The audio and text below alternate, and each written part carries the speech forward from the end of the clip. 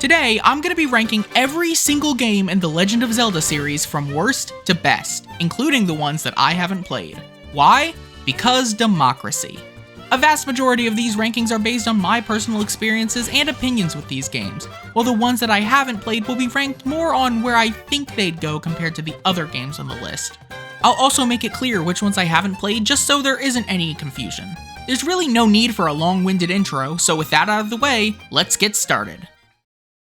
Number 36, Zelda's Adventure. At the very bottom of this list, we have Zelda's Adventure for the Philips CDI, and if you're familiar with it, you know why. From what I've been told by those unfortunate enough to have played this game, it somehow manages to do almost everything wrong. The backgrounds are an absolute eyesore, with the sprites somehow standing out and blending in with them at the same time. The game is unfairly difficult for a number of reasons. For one, the hit detection is an absolute joke. Sometimes you'll hit an enemy, but other times you'll just miss for no reason. Some enemies can only be hurt by certain weapons, but the game never tells you which weapons to use. That doesn't sound like much of an issue until you realize that the game gives you 18 different weapons. This means that you're forced to guess 90% of the time, trying every weapon you can, hoping that the hit detection doesn't screw you over. But obviously, the enemies will have no problems hitting you. The loading time between screens is just painfully slow. The controls are sluggish and unresponsive. The NPCs are virtually pointless, and the FMV cutscenes in this are just bad. Not funny bad, bad. This is completely unedited, by the way. This game absolutely deserves to be at the bottom of this list, and I sincerely doubt that anything will ever take its place. Number 35, Zelda Barcode Battler. This is probably one of the more unique entries on this list, because I hesitate to call it a game, but the internet seems to count it as one, so I'm gonna rank it as such. For a quick history lesson, the Barcode Battler was a console created by Epoch Co. in 1991. It worked by having the player scan various barcodes to use as characters, power-ups, or enemies, and you would be able to battle it out with your friends to see whose combination of things were stronger. What made it so cool was the fact that you could use any barcode in the game. While the console did come with its own set of cards to use, kids were encouraged to find their own barcode monsters and power-ups from items that they encountered in their day-to-day lives, like food and cleaning supplies. The item was incredibly popular in Japan, so much so that Nintendo allowed for 2 special edition card sets to be produced in 1992, one for Super Mario World, and the other for A Link to the Past. There really isn't a whole lot else to say about this one. The gimmick itself sounds super cool, but the actual gameplay amounted to nothing more than numbers on a screen.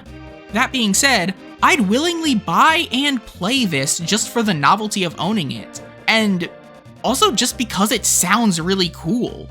Which is something that I can't say for Zelda's Adventure. I would only play that game if I got something out of it. 50,000 views and I'll play it live. Number 34, Link: The Faces of Evil. Next up, we've got another game for the Philips CDI, and oh good god. This is another game that I haven't been able to play, namely because, from what I've been told, these games aren't easy to emulate. And if you think I'm willing to shell out $200 for this shit, you are sorely mistaken.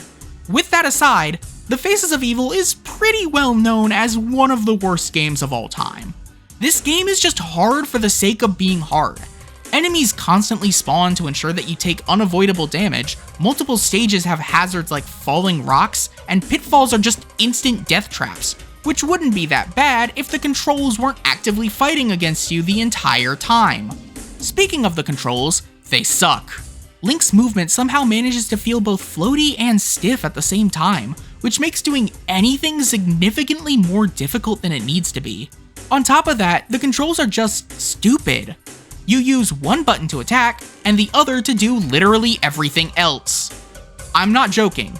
Talking to people, using items, opening doors, and pausing the game, but only while crouched, are all tied to the same button, when the controller has an extra button that's never used.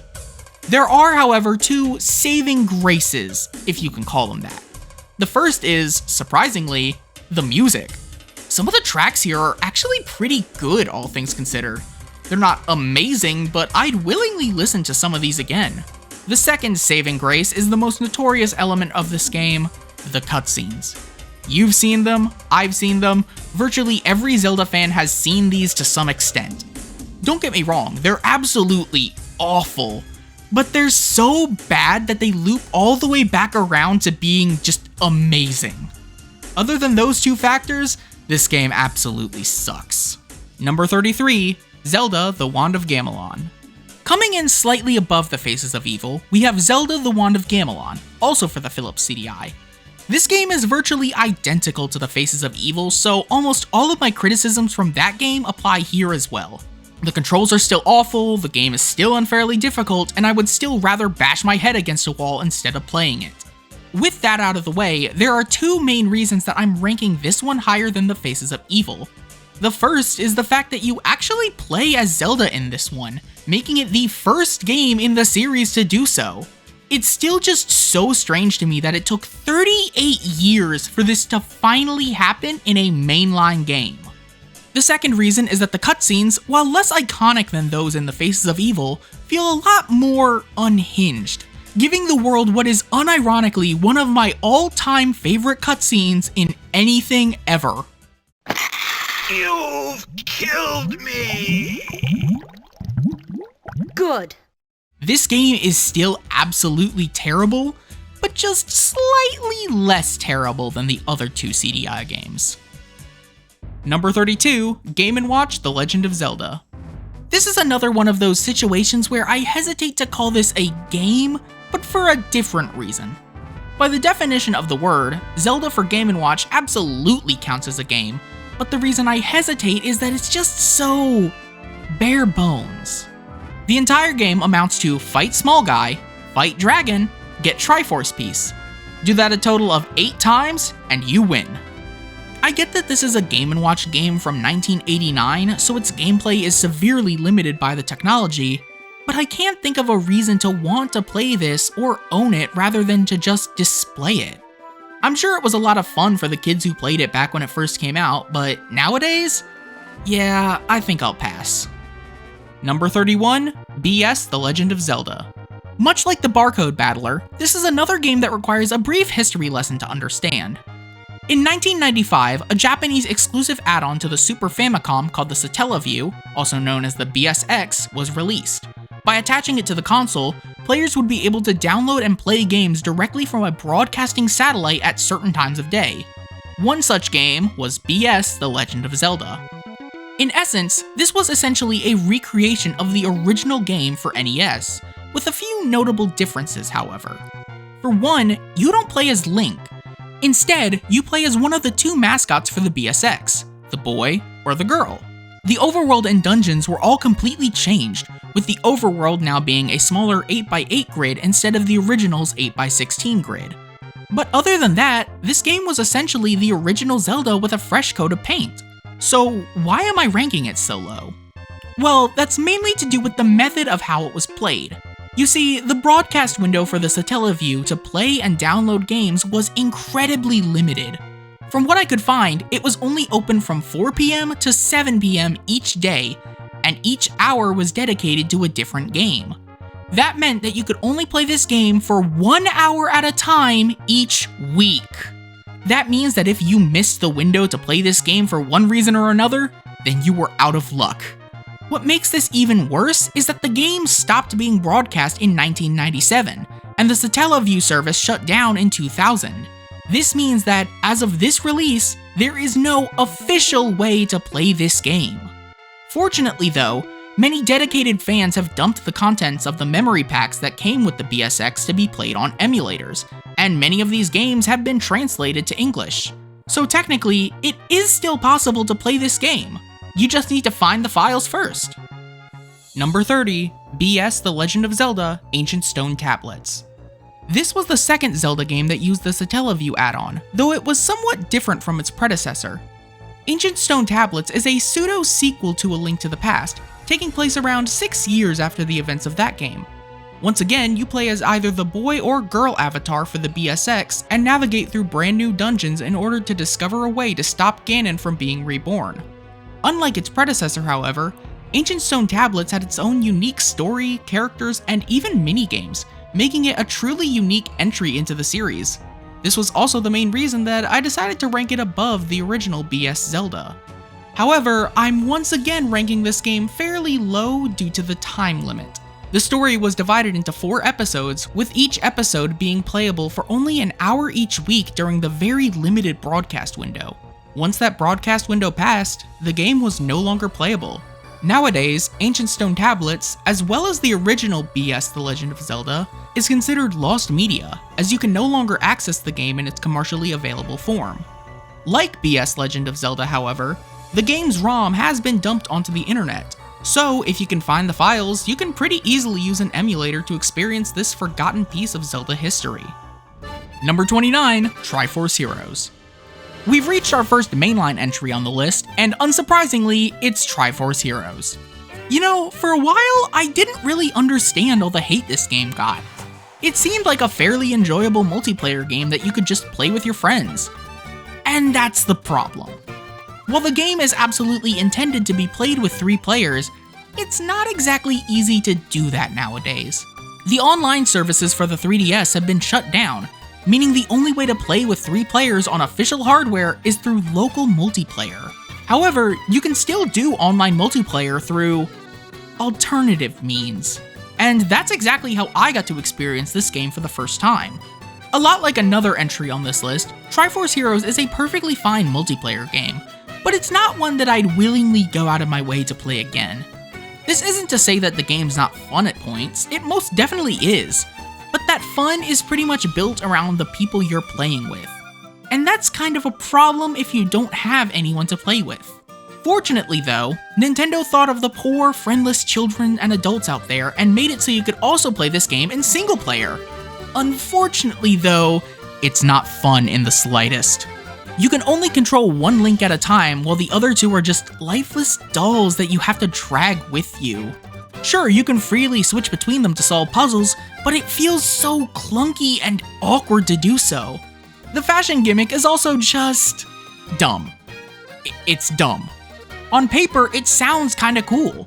Different outfits will give you different abilities which change how you approach and play the stage. My problem is the fact that this game feels like it so heavily relies on that gimmick, so much so that the story is about fashion and freeing the princess from an ugly jumpsuit. Playing this game was quite possibly the most bored I've ever been while playing a Zelda game. And that's saying something when I hunted down all 900 Korok seeds in Breath of the Wild and all 1,000 in Tears of the Kingdom. I would willingly do that again, then play Triforce Heroes for another hour. Number 28, Four Swords. From one multiplayer game to another, our next game is the original Four Swords for the GBA.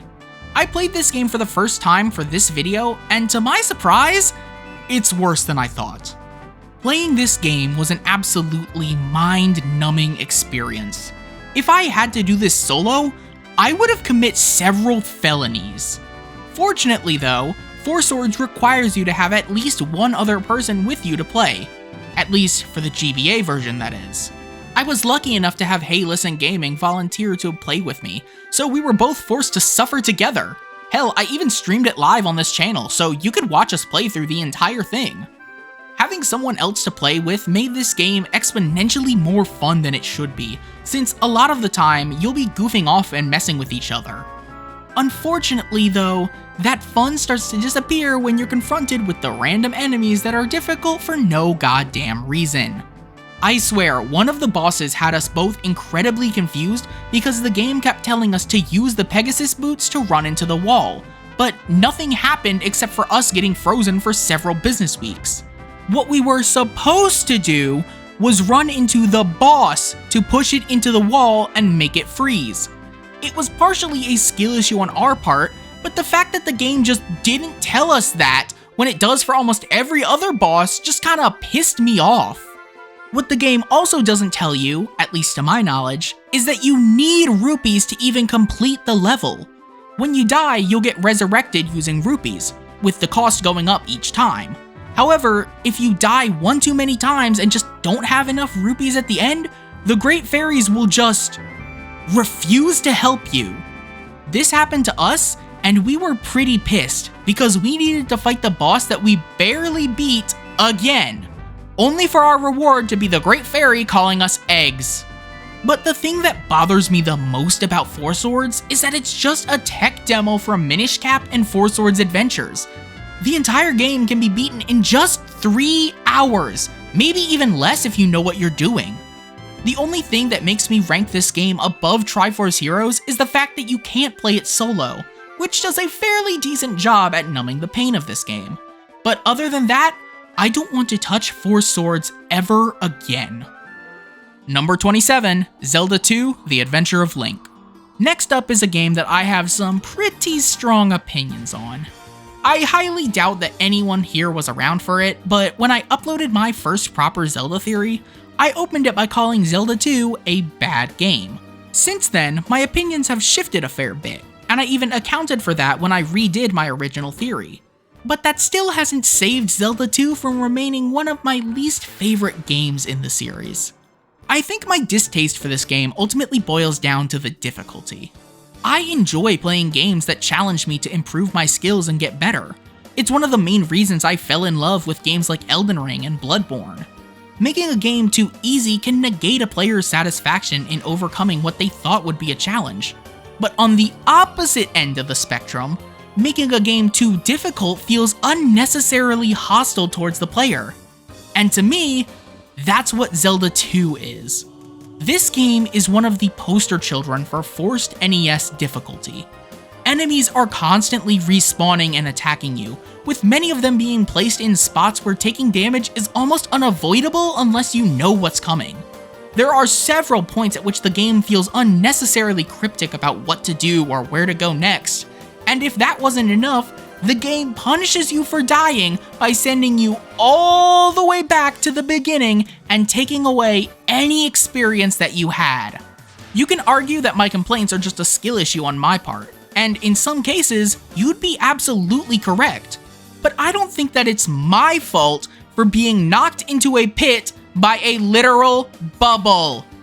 That's really my only gripe with this game.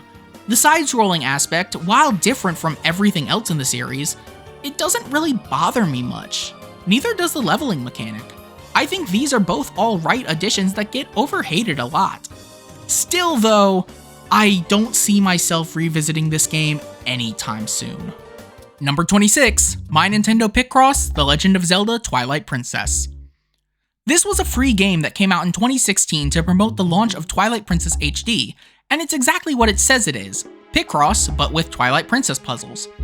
Nothing about this game is bad or offensive to make me rank it this low. It's just that Picross isn't really my thing. I played Mario's Super Picross using Nintendo Switch Online, and I think it's a fun puzzle game, but nothing about this version really stands out to me other than the fact that it's Zelda. That being said, this is a game that I would willingly revisit, which is more than I can say for a lot of the games below it. It plays nice, it's got Midna, what's not to like? Number 25, The Legend of Zelda. The one that started it all. I can't deny how important this game is to video games as a whole. Not only did it kickstart one of the most iconic franchises in gaming history, but it was absolutely revolutionary for the time. It single-handedly set the bar for action-adventure games while saving your progress directly to the cartridge, something that was almost immediately adopted by the rest of the industry. But even with all that praise, it's pretty clear that the original game hasn't aged well. Compared to every other game in the series, the original Legend of Zelda is very bare bones. There isn't anything from this game that stands out as memorable to me, which is something that even Zelda 2 does better. The original Zelda is also infamous for how cryptic it can be at times. While you do get the occasional old man to point you in the right direction, a lot of your time will be spent wandering around looking for dungeons or heart containers. There's never any indication about what walls can be bombed or which bushes can be burned, so if you're playing this game blind, then you're gonna miss a lot. None of this is to say that the original game is bad, far from it actually. I enjoy revisiting this game from time to time with Nintendo Switch Online. It set the groundwork for what the series would become, and I'm grateful for that. But when you compare it to what came after, it's pretty easily outclassed. Number 24, Four Swords Adventures.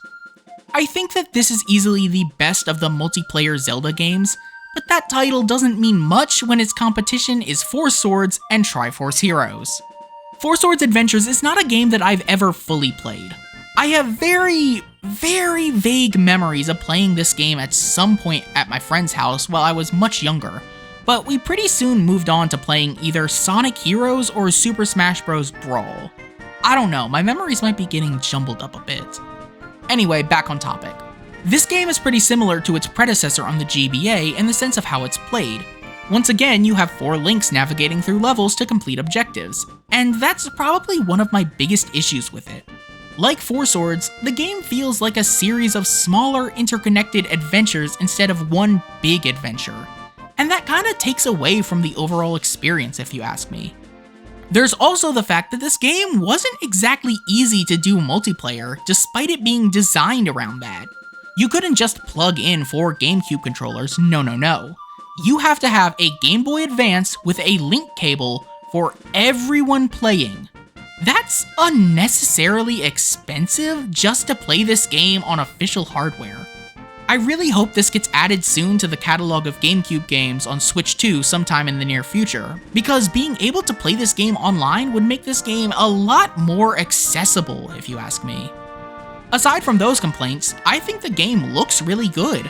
I'm sure that if I had gotten to play this game more when I was younger, I'd have a fond nostalgia for this game and rank it a lot higher.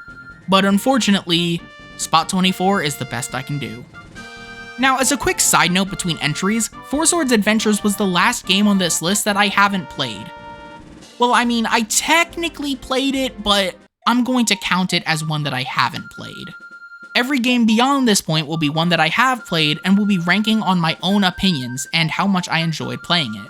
So, with that out of the way, let's move on to number 23, freshly picked Tingle's Rosy Rupee Land. So I wasn't expecting to put this game this high on the ranking, but after playing it for the first time for this video, it's a lot better than I expected it to be. Tingle's Rosy Rupee Land is a game all about collecting and managing your rupees efficiently, because in this game, rupees are everything. They're your currency, yes, but they're also your main reward from quests, how you progress the story, and even your life. You need to have a good amount of rupees if you want to get anything done, and the way that this game handles it is honestly really cool. The fact that a Zelda spin-off game starring Tingle of all characters has such a surprisingly well thought out gameplay loop is kinda baffling to me. This game is also extremely weird, and it embraces that. It's filled to the brim with wacky characters and strange visuals that had me pausing the game on numerous occasions to remember that this is an official Zelda game that was licensed by Nintendo. But as bizarre as it can be, the game very much stays true to its Zelda roots. You venture through dungeons and solve puzzles to reach the boss at the end. For what it is, I think it's pretty fun. Though I will admit that it does kind of overstay its welcome a bit, as the whole loop of collecting rupees to throw into the pool can get kinda tiring after a while. Still though, I recommend giving this one a try if you're able. You might find yourself pleasantly surprised. Number 22, Ripened Tingle's Balloon Trip of Love. This is the semi-sequel to Tingle's Rosy Rupee Land that was only released in Japan. I played it for this video using a fan translation, and while I haven't finished it yet, I think I like this one a little bit more than its predecessor. Instead of being an RPG like Rosy Rupee Land, Balloon Trip of Love is, and I'm not exaggerating in the slightest here, a point-and-click Wizard of Oz fanfiction where the whole point is to get Tingle laid. Yeah. I really wish I could describe the game better, but I think that's the most accurate description I can give. But what's even more insane than that summary is the fact that this is a genuinely good game. Your 3 companions all have their own unique abilities that are used to help you solve puzzles and progress the main story, and unlike Rosy Rupee Land, I don't think Balloon Trip of Love overstays its welcome in the slightest. It's funny, it's quirky, the visuals look really good. It feels like one of those games that would be able to stand on its own without the ties to the Zelda series. Unfortunately though, as I mentioned at the beginning of this section, Tingle's Balloon Trip of Love was exclusively released in Japan, so there is no official way to play it. But who knows? Maybe if Nintendo lets us play DS games through Switch Online one day, we could see an official translation. Until then though, we can only hope. Number 21, Phantom Hourglass. I had been meaning to play this one for a long time, but I never really had an excuse or the motivation to do so until I started working on this video. But now that I played it, I can say that Phantom Hourglass is okay. It's not a bad game by any means, but I have a few complaints. One of my complaints, and it's probably the dumbest one, is the fact that the touchscreen is used for virtually everything. Since it's a DS game, I knew going into it that the touchscreen would be heavily used, but I had no idea to what extent it would be used. You use the touchscreen to move, attack, use items, interact with stuff, etc, etc. This bothered me a bit at the beginning, but I did start to get used to it after playing for a while, so it didn't bother me nearly as much as it did in the beginning. Something that did bother me, however, were the dungeons. I really didn't like them as much as I hoped I would. They all felt very basic and bare bones to me, with none of them having their own unique music that I can remember. None of them really blew me away, although I did particularly enjoy the Goron Temple and Mudo's Temple. However, my biggest gripe with the game was undoubtedly the Temple of the Ocean King. The whole gimmick is that you aren't able to stay in the temple for an extended period of time due to the curse placed on it, so you need to use the Phantom Hourglass to protect yourself for a limited time. By beating the dungeon bosses, and in some cases getting treasure from the seafloor, you get more Sand of Hours to fill the Phantom Hourglass, thereby giving you more time and allowing you to get deeper into the temple. On paper, I think this concept is really cool. Where it falls apart, however, is the fact that you have to go through the temple multiple times because everything inside it resets once you leave. You need to solve puzzles and unlock doors that you have already completed almost every time you enter this place, and it gets kinda tedious pretty fast. Granted, the items that you get from the dungeons can be used to do these tasks faster than in your first run, but that only makes it slightly less tedious. Criticisms aside, I enjoyed Phantom Hourglass. The story was pretty good, and I especially enjoyed the characters. Celia was a nice companion who didn't overstay her welcome, and Linebeck was a well-written, lovable jerk.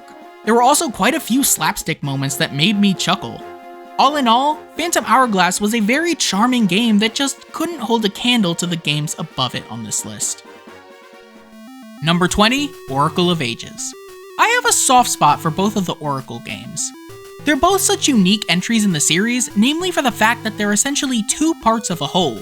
Oracle of Ages is the more puzzle-focused game of the two, and as such, combat takes somewhat of a back seat here. This makes the pacing a bit slower than I would like, but I don't hold this against Ages. The main gimmick of the game revolves around using the Harp of Ages to travel back and forth through time to access different parts of the world and solve various puzzles. The dungeons are also fantastic for a game with the limitations of being on the Game Boy Color. Almost all of them have really good puzzles that require you to think about what you're gonna do before you do it. The one that everybody mentions is Mermaid's Cave, which requires you to navigate the dungeon in both the past and the present to complete it. Honestly, there isn't a lot I can say about Ages specifically. If you want a puzzle-focused Zelda game, this is definitely the one I'd recommend. Number 19, Oracle of Seasons. As the other half of the Oracle duology, Oracle of Seasons is the more action-focused game of the two, acting more as a test of the player's reflexes rather than their minds. Combat is a lot faster here than in Ages, and this is probably the reason I enjoy it a bit more than Ages. The main gimmick of the game revolves around using the Rod of Seasons to change the seasons. Depending on what season it is, different parts of the overworld will become accessible. In winter, some bodies of water will freeze and allow you to walk over them, while in summer, vines can grow in certain areas so you can reach new places. I feel like Seasons really pushes the player to explore and experiment with their environment a bit more than Ages does, and I really like that.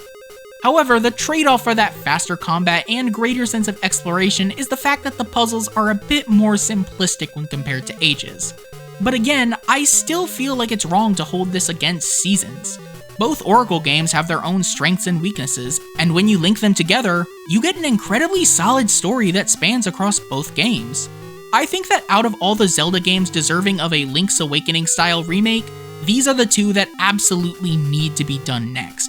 More people need to experience these games. Number 18, Hyrule Warriors: Age of Imprisonment. This is the most recent entry in the series as of this video's release, being the first Switch 2 exclusive Zelda game, aside from the Switch 2 versions of both Breath of the Wild and Tears of the Kingdom, but those don't really count.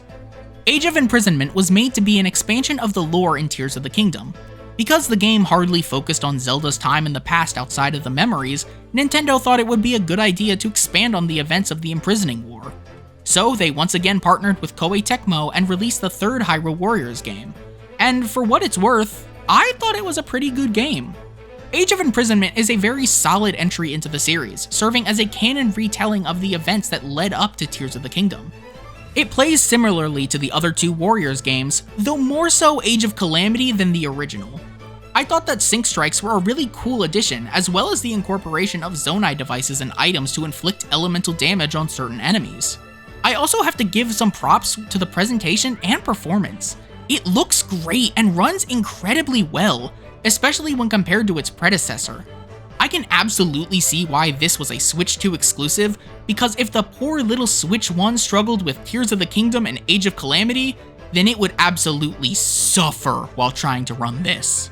I also really enjoyed the story, since it allowed us to see more of certain characters and introduced us to completely new ones.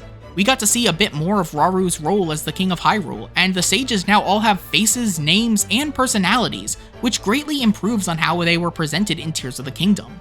However, Age of Imprisonment's existence has an unfortunate caveat. While it is a good game, it ultimately frustrates me that it needed to exist in the first place. These details about the Imprisoning War should have been in Tears of the Kingdom to begin with. We shouldn't have to play another game just to get more information about something that was barely fleshed out in the base game. I'm not going to say much else regarding my thought on Age of Imprisonment, especially since I already did a full video on that topic a few weeks after it released. So if you really want to know the rest of my thoughts on the game and how it compares to its predecessor, you should give it a watch later. Number 17, the Minish Cap. This one was a bit difficult for me to rank, mainly because I kept moving it around on the list. Minish Cap is such a unique and oftentimes underrated game in the Zelda series. Aesthetically, the game looks absolutely beautiful. The sprite work is absolutely phenomenal. Everything looks so vibrant and visually interesting, especially the environments. It's so cool to see how different some pieces of the world get when you shrink down to the size of a Minish. There's one part where you have to shrink and enter the library in Castletown to talk to one of the Minish who lives there, and you see how these Minish have made their home out of the old books, and they use various trinkets that people have lost to make furniture and decorate them. The dungeons are also top-notch. I think my favorite is the Temple of Droplets, where you can see both the boss and your goal in the central room, but they're both frozen in ice. You have to navigate the dungeon to find ways to thaw them out, and I think that's just so ridiculously cool. And the boss in question is literally just an Octorok. An enemy that you would normally be able to defeat in a single hit has become a massive threat, no pun intended, now that you're tiny. Honestly, I hardly have any complaints about this game, which kinda makes me sad. I feel like I should be ranking it a lot higher than I am, but there are just other games that I liked a lot more than it. Number 16, Link's Crossbow Training. This is another game that I first played for this video and didn't expect to rank high, but once again, I was pleasantly surprised. Link's Crossbow Training should not be good. By all definitions, it's a game used to show off the motion control features of the Wii and sell yet another plastic accessory. And yet, I had an absolute blast playing this. The motion controls are incredibly responsive, which really shouldn't have surprised me given that this was a first-party game. There are a bunch of different game modes and stages, and there's something so satisfying about mastering a stage. I honestly found myself playing this game a lot longer than I expected to, when I really only needed to play like a level or two just to get a good feel for the game. But with all that being said, I can't exactly say there's a lot of replay value here. Once you've played it for an hour or so, you've basically got the whole thing figured out. There's no story to play through, and as bizarre of a criticism as that might sound, I feel like a simple one would have benefited the game in the long run. But still, Link's crossbow training is stupidly fun. I can definitely see myself coming back to this if I'm ever itching for a shooting gallery game. Number 15, A Link to the Past. This was a really hard game for me to rank, namely because I really like A Link to the Past. This was one of the first 2D Zelda games that I had ever played, so I have a bit of a soft spot for it. And I mean, what's not to love here? A Link to the Past is one of the few older Zelda games that I think aged incredibly well. Almost 35 years later, the sprites still look absolutely gorgeous, the music still sounds fantastic, and the game still plays incredibly well. This was the game where the Zelda series truly started to develop its own identity. It's the game responsible for introducing some of the most iconic elements into the series. The Golden Goddesses, Kakariko Village, Heart Pieces, the Hookshot, and of course, the Master Sword. This game actively encourages the players to explore this huge world that's littered with secrets to be discovered and puzzles to be solved. And if that wasn't enough, the game throws a second overworld at the player for them to explore while introducing puzzles that require you to travel between both the light and dark worlds to solve. To say that this game was revolutionary would be both an understatement and something you can say about a good number of Zelda games. I always love picking this game up from time to time and playing it again when I'm in the mood for a Zelda game.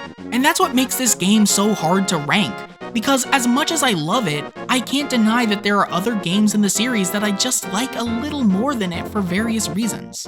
So, let's continue so we can get on to those games. Number 14, Ocarina of Time. I've said it a few times before on this channel, but I have some mixed feelings about Ocarina of Time. I know that a large number of people regard it as the absolute pinnacle of Zelda games, but I just can't see it that way. I don't think that Ocarina of Time is a bad game by any means. It's an incredibly solid and groundbreaking game that truly defined the Zelda series and gaming as a whole. It revolutionized 3D gaming, showing what the action-adventure genre was now capable of. It gave its players a wide open space to explore in search of secrets. It showed the world that video games can tell strong emotional stories that resonate with kids and adults. The people who played this game as kids will tell you how much of an impact it had on them. But I'm not one of those people. To me, Ocarina of Time is just good. In some regards, it still holds up really well, but in others, it really hasn't aged the best. Hyrule Field was very impressive for the time, and I see why so many people have a nostalgic attachment to it, but to me, it's just empty. There's nothing really here aside from a few copy-paste caves. I don't really feel like there's a lot to explore here. And that kinda goes for the rest of the game as well. You'll visit almost every location in Hyrule, aside from a few minor exceptions, just by playing the story. Ocarina of Time is definitely the 3D Zelda game that I've had the least fun with when compared to the others. And again, that's just how I'm ranking them. I'm still trying to keep all of my thoughts and opinions on Ocarina of Time brief, mainly because I want to try and make a full video on the game to see if I can finally understand why I'm so conflicted on it.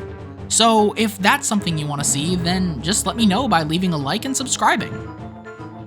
Number 13, Hyrule Warriors. While there are technically 3 different versions of the original Hyrule Warriors, I'm mostly going off of the definitive edition released in 2018, since it's, you know, the definitive edition. I don't think anyone expected a Legend of Zelda Dynasty Warriors game to work, and yet, this game does its job exceptionally well. The whole game revolves around moving across battlefields to complete objectives and capture keeps while cutting down hordes upon hordes of enemies as various characters from across the Zelda series. It sounds fairly simple on paper, but there's just something so cathartic about mastering this game to find the optimal way to get from point A to point B without losing any objectives. While the story is definitely the main draw of the game, Definitive Edition went above and beyond by adding Adventure Mode, which allows you to navigate across different themed maps based on different Zelda games to complete various challenges. These allow you to unlock new characters and weapons to use, some of which are just absurdly cool. And the animations? Oh my god, they look absolutely incredible. The cutscenes look fantastic, and some of these special attacks go hard. You know what? Here's Young Link's special attack.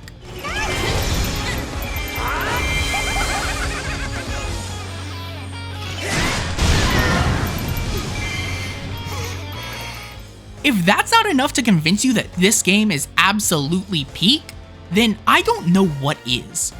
Of course though, this game definitely isn't perfect. While the missions and objectives are pretty fun at first, they eventually start to feel the same, which is definitely a problem that all the Warriors games have. While Adventure Mode is absurdly packed full of new content, I remember kind of getting bored of having to play multiple of the same stages in a row just to reach the tile with the character or weapon I wanted to unlock. But even still, this is by far the Warriors game with the most content packed into it, and I greatly appreciate this game for starting the Warriors series. Given that we just talked about the original, and we've already talked about Age of Imprisonment, you probably figured out which of these games is my favorite. So, let's keep moving on so you can find out where I placed it. Number 12, Cadence of Hyrule. When I first started this list, I really wasn't sure where this game would end up ranking, but after really thinking about it, Cadence of Hyrule actually places really high on the list of Zelda games for me. It's such a unique entry into the series, and I just love it for that. Cadence of Hyrule is a roguelike rhythm game similar to its predecessor, Crypt of the Necrodancer. Both you and the monsters you encounter can only move and attack to the beat of the music, which turns combat into more of a puzzle. You need to think about what tiles to move to, whether the enemy in front of you is about to attack, and so on. And of course, if you have no sense of rhythm, there's an accessibility setting that lets you avoid the rhythm mechanic entirely. The entire world is randomly generated, so no two playthroughs will be the same. This is one of the things that I really like about the game, but I can see how some people may not be fans. One of the main draws of Zelda games is the intricately crafted worlds where each game takes place, and Cadence of Hyrule definitely lacks that draw. However, the game's biggest strength is almost certainly its music. There are numerous songs from classic Zelda games that are remixed for this game, and they go absolutely hard. Knowing me, I probably put either Death Mountain or Gerudo Valley as the music for this section instead of just the normal overworld music, so you can hear exactly what I mean. All in all, I think Cadence of Hyrule is definitely the most unique Zelda spin-off game out there, and it would be my favorite if not for a certain spin-off that we'll touch in the near future. If you haven't already, please give this one a try, you won't regret it. Number 11, Spirit Tracks. This is another game that I had never played before I started working on this video, and now that I have, yeah, I can see why so many people love it. Spirit Tracks is one of the most bizarre and charming entries in the mainline Zelda series for one reason: the train. I don't know who was smoking what to come up with the idea of, what if we put Link on a choo-choo train? But I hope to God they were given a raise right then and there.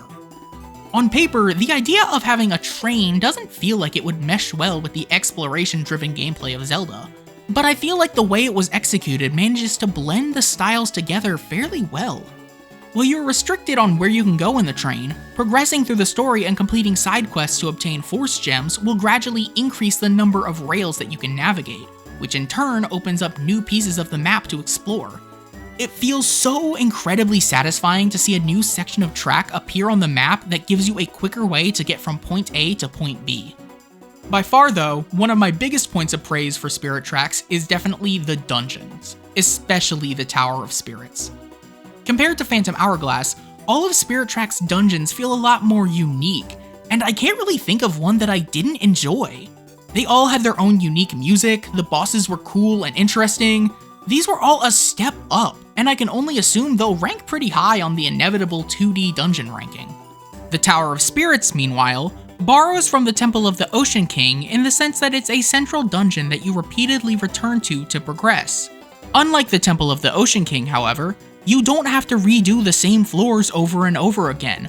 You immediately move on to new floors with new mechanics. The highlight, though, was most definitely Zelda.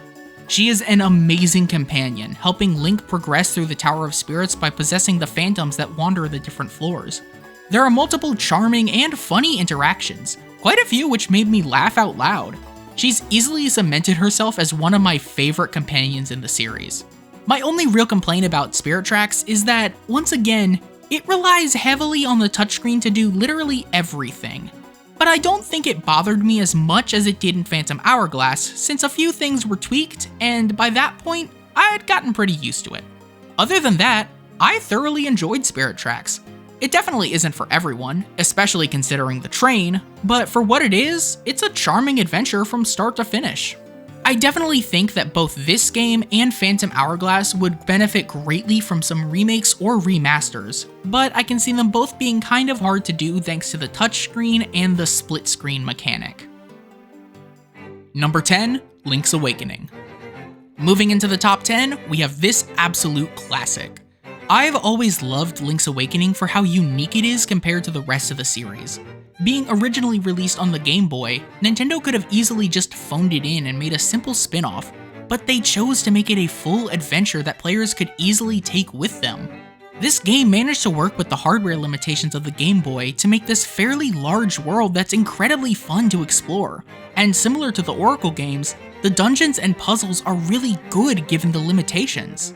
The story was also surprisingly deep, delivering a fantastic twist that still has fans debating whether or not what Link did was the right call. There's something to be said about a story having such a long-lasting effect on people while coming from a game with such heavy limitations from the hardware it ran on. Of course, the game wasn't without its issues. Being on the Game Boy, there were only 2 buttons to use for the items, making it so you would constantly have to pause and open the menu to equip a new one. The music and sounds, while pretty well designed, were very limited in what they could do, which led to some of it getting kind of annoying to listen to after a while. But even with those flaws and limitations, Link's Awakening remained a fan-favorite game in the series, so it was no wonder that Nintendo partnered with Grezzo to release a complete remake for the Switch in 2019. The graphics were completely overhauled, taking on this toy-like aesthetic that, in my opinion, mirrors the Game Boy style fairly well. I wasn't a massive fan of it when it was first shown off, but after a while, it really grew on me. Very little was changed about the core game. The story remains the same, and I'd argue the ending hits as hard, if not a bit harder, than the ending of the original did, thanks in part to the beautifully redone music. The dungeon and their puzzles are all pretty much unchanged since they worked so well in the original, and the game feels a lot less annoying thanks to the addition of 2 dedicated item slots, saving you from having to constantly pause and switch items. I definitely think that the Switch remake is the way to go if you want to play Link's Awakening, but honestly, any version of this game is enjoyable if you ask me. Number 9, A Link Between Worlds. In my opinion, this is one of the more underrated Zelda games out there. I don't really hear a lot of love for A Link Between Worlds like I do some of the other 2D games, and that's a shame because this game is genuinely amazing. A Link Between Worlds is essentially a semi-sequel / reimagining of A Link to the Past, taking place in the same Hyrule 100 or so years later if I remember correctly. While the major plot points are relatively the same as A Link to the Past, the game pretty easily manages to find its own identity, especially through the wall merge mechanic. I think that this is one of the coolest mechanics we've gotten in a Zelda game. It allows you to get around obstacles and completely reshapes how you view and navigate both the world and dungeons. It's also used to travel back and forth through portals between the 2 overworlds you'll be navigating, Hyrule and Lorule. Items are also handled pretty differently here than they are in other Zelda games. Instead of finding them in dungeons, you'll rent them from Ravio, a shopkeeper who broke into Link's house and set up shop. Because you can rent and later buy items in any order you want, this makes it so you can actually complete the Lorule dungeons in any order you like. This was really the first time we got to see this kind of freedom of choice in a Zelda game, and you can see how it definitely impacted the series going forward. The only real gripe I have with A Link Between Worlds is less with the game itself, and more with the fact that it's just not that easy to play nowadays. The game is still trapped on the 3DS, and it hasn't been ported to other consoles, which is really a shame. I would love to see this game get the Skyward Sword HD treatment and make the jump over to Switch sometime in the near future. Speaking of Skyward Sword, number 8, Skyward Sword. I remember this being the first Zelda game that I really heard people talking about. I had some childhood friends who were beyond excited to play this game, and they talked about it a lot once they finally got to. I wouldn't get into Zelda until a couple of years later, but I had always just assumed that Skyward Sword was this beloved game. So you can imagine my shock when I finally got into Zelda and found that it's one of the most divisive entries in the series. The point that everyone brings up about Skyward Sword is the motion controls. Being made for Wii, it was pretty much legally obligated to utilize the console's main gimmick, and personally, I think this is fine. When I first picked up Skyward Sword HD, I initially started in handheld mode, only to realize when I was midway through Skyview Temple that I just wasn't having as much fun as I thought I would. So I took the Joy-Cons off, switched to motion controls, and I ended up having way more fun than I had been. There's just something so satisfying about standing up and moving your controller, swinging it like an actual sword to fight enemies, and that's become my preferred way to play this game. The story is also really solid, albeit incredibly linear. This is easily the most linear Zelda game out there, and I can see why some people aren't a big fan of that. There are a good handful of points where the game feels like it's just holding your hand and guiding you along to the next objective, though I'm told this was much worse in the Wii version than it is in the Switch version. The world also feels incredibly disconnected when compared to previous 3D titles. You need to go back into the sky if you want to reach a different area, and that's probably my biggest gripe with the game. The game also somehow managed to have both some of the best and worst bosses in the series. Seriously, how do you go from Koloktos to Tantalus? That makes no sense! But even with those problems, I still really enjoy playing through Skyward Sword. The game definitely has its low points, but I feel like those are balanced by some incredibly high points. And overall, I feel like I still enjoyed it a little more than I did Ocarina of Time. Number 7, Echoes of Wisdom. When this game came out, I was not expecting to like it as much as I do, but Echoes of Wisdom has gotta be my favorite 2D Zelda game. For one, this is the first mainline Zelda game where we actually play as Zelda, which is absolutely insane to think about. However, she plays fairly differently from Link. Instead of using a sword to attack, Zelda primarily uses the Tri-Rod to create echoes of different objects and enemies she finds around the world. I absolutely love this mechanic, purely because it allows you to get incredibly creative with how you do things. There is no set way to navigate the world or solve puzzles, and I think that's awesome. Altogether, the game feels like a good combination of the more linear traditional games and the open-ended Wild Era games. It's a good stepping stone for the series to follow with in future entries, while also being a love letter to the games that came before it, bringing back a ton of enemies that we haven't seen since the NES days. The story, while overall pretty chill, managed to also give us one of the most insane lore drops that I think we've gotten in years. I genuinely think that it's the biggest lore drop we've had since Demise's curse at the end of Skyward Sword. And if you don't know what it is, go play the game for yourself. I don't want to spoil it for you. If I had to criticize the game on one thing though, I'd have to once again touch on the echo mechanic. While I love it for the freedom it gives and how it means that there is no one way to solve a puzzle, I can see why some people might not like that. Some echoes feel more broken than others, for lack of a better word. Like, you can just stack beds or water blocks on top of each other to completely bypass certain puzzles or obstacles. You technically didn't cheat, but it does feel kind of wrong. But other than that, I don't really have any other complaints about Echoes of Wisdom. It's a solid game, and I just love it for what it is. Number 6, Hyrule Warriors: Age of Calamity. This is definitely going to be one of the more divisive game placements, but I have a really good reason for placing Age of Calamity this high. I like it. I know a lot of people dislike Age of Calamity for how it handled its story. From its announcement, it was marketed as a prequel to Breath of the Wild. It was supposed to be the game that gave us a better look into the events that occurred during the Great Calamity. Instead, The story was more of a what-if scenario, revolving around a little guardian who travels back in time to prevent the calamity.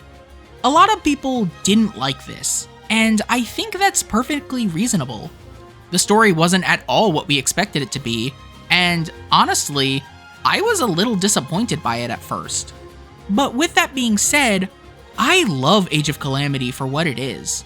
The story is basically a Breath of the Wild fanfiction written by a teenager who was depressed that their favorite character was dead in the main game, so they changed the story just enough so that everyone would survive and have a happy ending. And I'm perfectly okay with that. It gave players a better look at some of these characters, even allowing them to interact with their future counterparts from Breath of the Wild. As someone whose entire personality essentially revolved around Breath of the Wild at the time the game came out, I was beyond ecstatic that we've got to see these characters again. It makes me so happy to know that there's at least one timeline out there where Link, Zelda, and the champions all got their happy endings, as ridiculously stupid as that might sound. Moving on from the story and how it makes me happy, the game also plays pretty much the same as the original Hyrule Warriors, except with a Breath of the Wild spin on things. Every character has access to the Sheikah Slate runes, which are used to counter certain enemy attacks and stun them. The battlefields also feel a bit more open and alive, if that makes sense, which kinda works nicely given what game this is a spin-off of. The music also goes insanely hard on multiple occasions. Each of the champions' themes from Breath of the Wild got reimagined as these epic battle themes that match the energy of the gameplay. I'm pretty sure this is the Zelda game that I have used the most music from in my videos, because these tracks are just so good. Hell, knowing me, I've either put the game's main theme or the champion Revali as the background music for this portion. The only real flaw that I can think of, besides the marketing obviously, is the game's overall performance. I didn't really criticize Echoes of Wisdom's lackluster performance on the Switch 1 in its section, but here, I can't make the same exception for Age of Calamity. So much happens at once in this game that you'll almost certainly see a good number of frame drops, though they're nothing to a major degree in my experience. This game definitely pushes the Switch 1 to its limits at multiple points, but still manages to be pretty decently optimized for the system. That being said, I've been told that the fairly recent update to the Switch 2 that added the handheld boost mode actually makes Age of Calamity look and run a lot better in areas that it previously struggled in. I haven't had the opportunity to try it out for myself, but I don't see any harm in trying it out once I finish recording these lines. Number 5, The Wind Waker. It's still so hard to believe that Wind Waker used to be one of the most hated games out there purely because it looked like a cartoon. By now, I'm pretty sure most of you know the story. When Nintendo first revealed Wind Waker, fans were absolutely pissed. They didn't want to play games that looked like they were for kids, they wanted realism. Because this was the 2000s and everything needed to be realistic and edgy. But Nintendo didn't back down, choosing to release a game with cartoony visuals and vibrant colors that was pretty widely disliked. But now, over 2 decades later, it's pretty clear that Wind Waker is the Zelda game with the best aged visuals. Wind Waker is definitely one of the most charming Zelda games out there. The whole game is pretty chill from start to finish, really encouraging the player to go out there and sail the Great Sea to see what they can find. While the ocean does feel pretty empty from time to time, I really like the fact that every island is different and unique. The story also doesn't take you to every part of the map, so you're given an incentive to go off the beaten path and see what you can find, which is honestly more than I can say for Ocarina of Time. The story is also fantastic, easily being one of the best in the series. Link's call to action is far more personal, and he had to earn the right to be acknowledged as the hero. The King of Red Lions is also a great companion, acting more like a mentor and father figure to Link, which makes his farewell at the end of the game that much more impactful. The only real downside that Wind Waker has is the fact that there's a major pacing problem in the endgame. In the original version for GameCube, which is the only version on the Switch 2, the hunt for the Triforce shards is incredibly boring and time-consuming, and that slows the game's pace down dramatically. Thankfully, this was streamlined in the HD version for Wii U, which also saw the addition of some quality of life features like the Swift Sail. It's just unfortunate that this version is still locked in Wii U jail. But of course, Wind Waker HD isn't the only game stuck in Wii U jail. The other one is number 4, Twilight Princess. Deciding where to rank Twilight Princess compared to Wind Waker was definitely a lot harder than I expected it to be, though I ultimately decided to rank it higher since it was the second Zelda game that I ever played. I've always had a bit of a soft spot for Twilight Princess, since it was, and still kind of is, another game that's just drastically different from everything else in the series. As I mentioned in the last entry, many fans were unhappy with the cartoony art style of Wind Waker. So, instead of making a sequel to Wind Waker as they had planned, Nintendo completely pivoted and made Twilight Princess to appease the screaming masses. The game leaned in on more realistic graphics with a bigger scale and darker tone. Everything feels a lot more bleak and hopeless, especially in the areas that are covered in Twilight. Speaking of the Twilight, one of the most controversial additions to Twilight Princess was Wolf Link. These segments left many fans divided, with some liking them and others absolutely despising them. Personally, I fall more in the former camp, if that wasn't obvious. I think that these sections work well from a story standpoint, showing how Link adapts to being in an unfamiliar form, though I do agree that wolf combat is pretty bare bones. On the opposite side though, sword combat in this game is done exceptionally well, and the addition of hidden skills that you learn throughout the game manages to spice up different encounters. I think that this is definitely the Zelda game with the best combat, followed very closely by both of the Wild Era games. The story, meanwhile, is just alright when compared to other games. It's by no means groundbreaking, but it deserves some recognition for being one of the tonally darker entries in the series. Midna is absolutely the star of the show, however. She is as much of a protagonist as Link is due to the growth and character development she goes throughout the story. She is unquestionably one of the best characters in the series from a writing standpoint, and it makes sense why so many people have begged for her return in a future game for almost 2 decades now. However, the biggest point of praise I have for Twilight Princess is easily the dungeons. Most of the dungeons in this game are absolutely top-notch, with Arbiter's Grounds and Snow Peak Ruins being the 2 that you'll routinely see around the top of people's dungeon rankings, including my own. I've replayed this game so many times since I first got it for the Wii U, and I would absolutely love to play it again. If I can remember where I put my Wii U when I was moving last year. Of course, I wouldn't have to worry about finding my Wii U if Nintendo would just hurry up and finally put the game on Switch. Number 3, Tears of the Kingdom. I know that this is probably a controversial take. To put Tears of the Kingdom so high on this list when compared to games like Ocarina of Time and Wind Waker seems almost blasphemous. And to an extent, I agree. I've criticized this game on several occasions for its baffling story choices, lackluster sky islands, and fairly mediocre dungeons, save for one.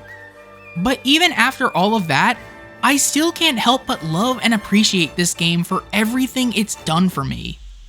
This was the Zelda game that helped grow my channel to where it is now. When the name reveal trailer dropped, I did a short analysis video on it, which was a massive departure from what I was doing at the time.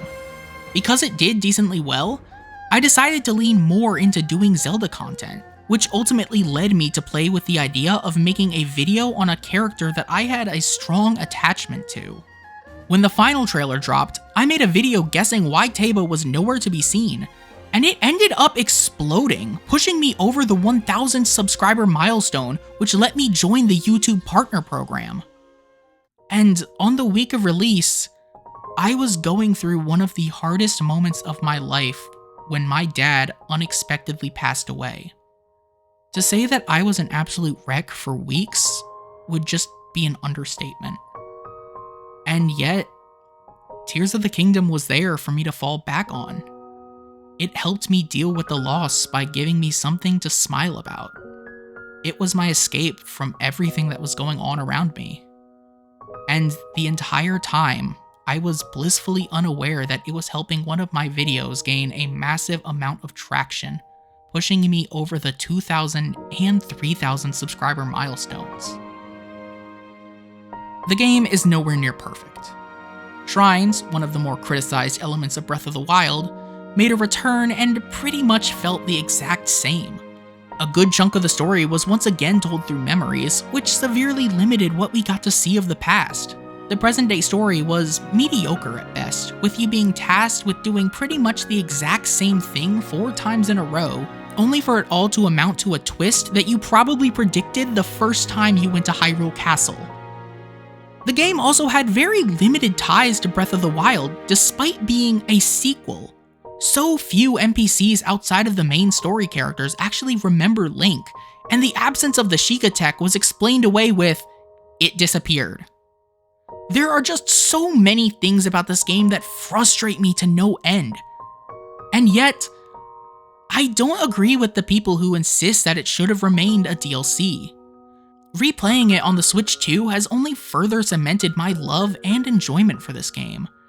And I just can't see that changing unless something drastic happens. At the end of the day, I loved revisiting this version of Hyrule and seeing what changed. I loved interacting with the returning characters who remembered me and meeting new ones for the first time. I loved experimenting with the Zonai technology to build the most horrific contraptions known to Korok kind.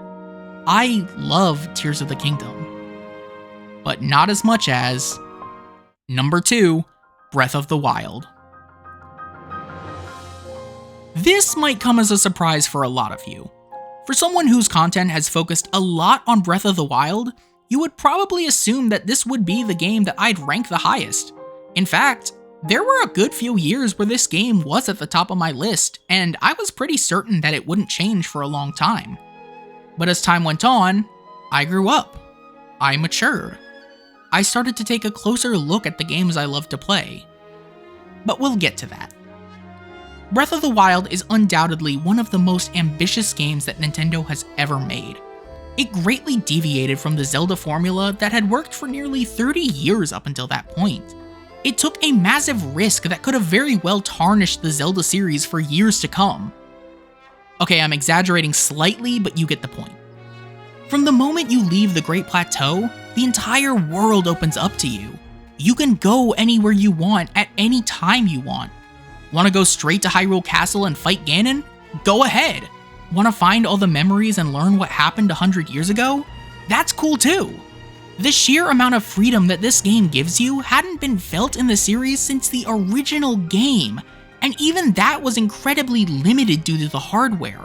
The physics and the way that everything interacts with the environments are all just so impressive. Lightning is attracted to metal weapons, rain makes surfaces slippery, fires will spread and create updrafts, and so much more. It's truly incredible how much attention to detail there is in this game, and I'm still learning things about it almost a decade later. That being said though, there are some valid criticisms that people have towards Breath of the Wild, myself included. The lack of linearity and freedom of exploration meant that we lost the chance for traditional progression items to return, like the hookshot. Traditional dungeons are gone in favor of shrines and divine beasts, all of which share the same visual aesthetic instead of looking unique.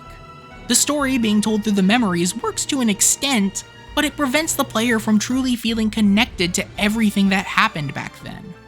But even with all those flaws, there are just so many things that Breath of the Wild does right that I can forgive a lot of them. The exploration is fun, the combat feels satisfying, the gameplay is addictive, it has Rivali! All of these things together just make for what I truly believe to be one of the greatest games of all time. It firmly cemented my love for this series as more than just casual enjoyment. Breath of the Wild isn't the game that made me a fan of this series, but it's the game that made me truly fall in love with it. This game absolutely belongs at the top of this list. Or at least it would, if it weren't for number 1, Majora's Mask. When I was working on my initial ranking for all 35 games on this list, I was struggling to figure out which games belonged where.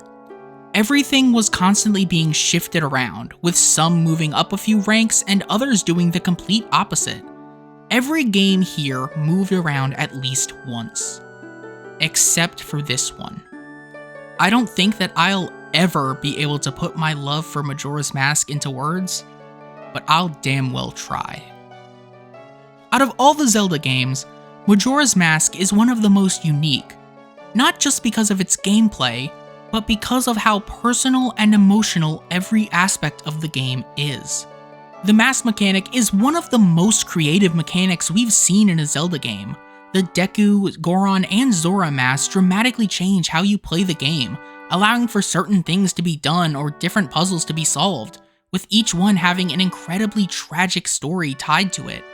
The others, while not as impactful on the gameplay as the 3 transformation masks, still carry an impact by being the rewards of various side quests. The most important mechanic, however, is the 3-day cycle. Everything in this game revolves around how you and the people of Termina choose to spend your limited time. Everyone has a schedule or routine that they follow depending on what's happened, and they all react differently to everything that's going on around them. It makes this world and these characters feel far more alive than any other game in the series. The time also never stops. Sure, you can slow it down, but there's no way to stop the clock from ticking. No matter what, the moon keeps falling, and people slowly go about their lives, waiting for the end. This can be pretty stressful, especially if you're in the middle of a side quest or a dungeon. You'll need to debate whether you should reset the clock and do it all over again, or try to finish and risk running out of time. And while some people will criticize it for that aspect, I feel like that's just part of the experience. You can't do everything in one cycle, so you need to manage your time effectively. And that's what I think makes Majora's Mask stand out so much to me. While the dark and unsettling atmosphere is what most people remember about it, it's everything beneath the surface that makes it so special to me. Every element of the story and game as a whole comes together to create this beautifully depressing game about confronting the fact that time will never stop, and you need to use that time responsibly. There is no other Zelda game that has impacted my life as hard as Majora's Mask did. It may have been the first Zelda game that I ever played, but that's not why it's number 1. It's number 1 because it's the one that stayed with me. And that wraps up my ranking of every Zelda game. This one definitely took a lot more work than I initially thought it would, but I'm pretty glad with how it turned out. I'm really sorry for getting all sappy at the end there. One of these days I really need to do a full video on Majora's Mask so I can talk about it. In fact, I did cut quite a few of my thoughts about Majora's Mask out of that last section purely so I can save them for a full-on video if I ever do one. And I'm gonna pat myself on the back here, some of them felt way too good to use in this ranking. Anyway, if you made it this far into the video, then thank you so much for watching. It means the world to me to see how many people like watching my stuff and get excited whenever I release a new project. To think that this time last year I was sitting around 4,500 subscribers and now I'm on the verge of breaking 10K is... it's insane to think about. I don't have words. But if you want to help me reach that big milestone sooner, then please do consider leaving a like and subscribing. It's free and you can always unsubscribe later if you end up hating my guts. But anyway, I think it's time we wrapped up. Thank you all once again for watching, never forget your courage, and I'll see you guys next time.